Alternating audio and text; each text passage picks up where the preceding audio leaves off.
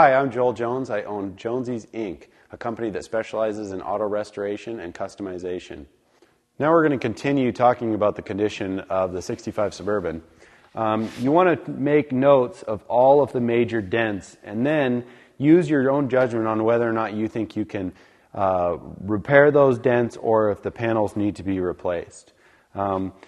This fender right here has some rust holes right there, and you're going to want to take your screwdriver and determine how extensive that rust is.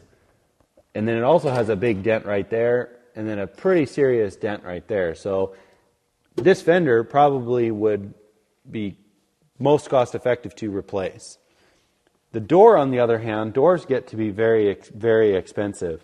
The front of this door has got extensive damage. It has a lot of holes that people have mounted different model mirrors on. But the trim itself is in exceptional good shape. This is anodized aluminum that you can polish up and have it look absolutely perfect. Also, the door handle itself, the chrome is in mediocre condition. There's some pitting right there. Again, you have to weigh the cost of whether or not this is good enough for your restoration or you want to have it replaced. The windshield obviously needs to be replaced because it has multiple rock chips and it's cracked all over. In addition, the rubber is so old and so hard that it's cracked substantially also. But one good thing about this is this stainless steel trim piece. The stainless steel trim piece is in excellent condition. It can be polished and brought back to make it look better than new. Okay, now we're going to look at the condition of the door itself.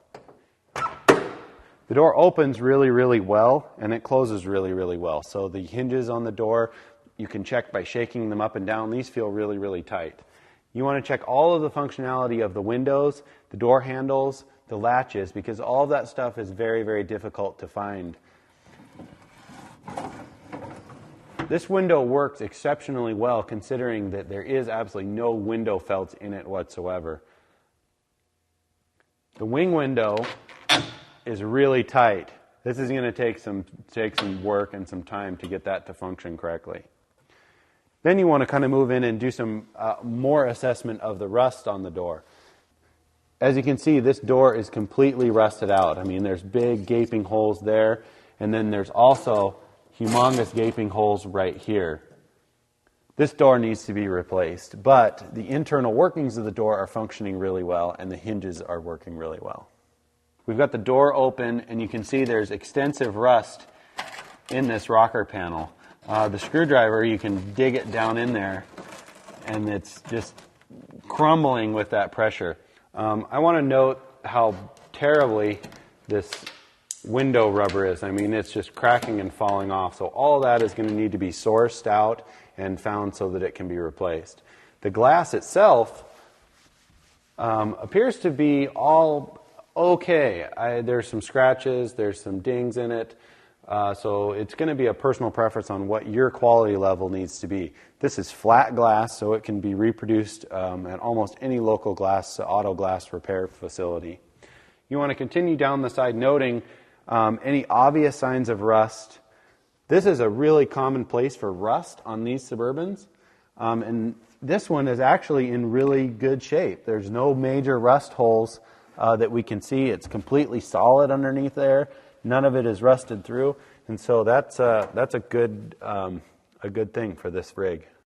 We're going to continue doing the assessment of this Suburban, and I want to point out that this tailgate rear glass is extremely difficult to lift up. These hinges need lubrication horribly. This prop rod is non-functioning, and this prop rod isn't even working at all. So you're definitely going to want to make a list of that, make a note of that, of that being of a major source, because this is Suburban only. No other vehicles have these hinges. So you're going to have to really potentially scrounge to get good quality parts to do those. And then also, one of the funny things that you find on some of these vehicles, and I have no idea how they got here, but this vehicle has bullet holes in the tailgate. Everybody thinks that these would be really, really difficult to fix. But it's no different than a regular rust repair. You just have to make a patch and weld them in and then smooth them out.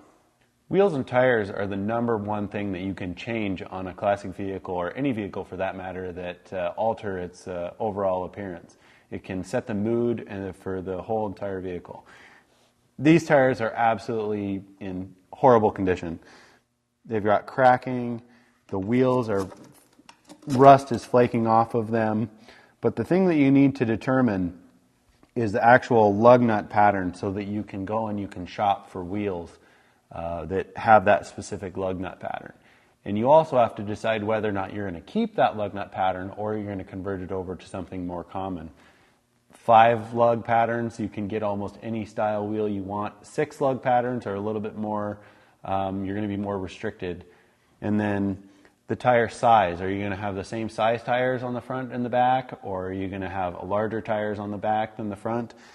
That's pretty common for vehicles to have larger tires on the back, especially two-wheel drive vehicles. The last few things that you're going to want to consider are all of the stuff that's underneath the vehicle. You're going to want to put your coveralls on and get under there and look and inspect as many of the mechanical systems as you possibly can.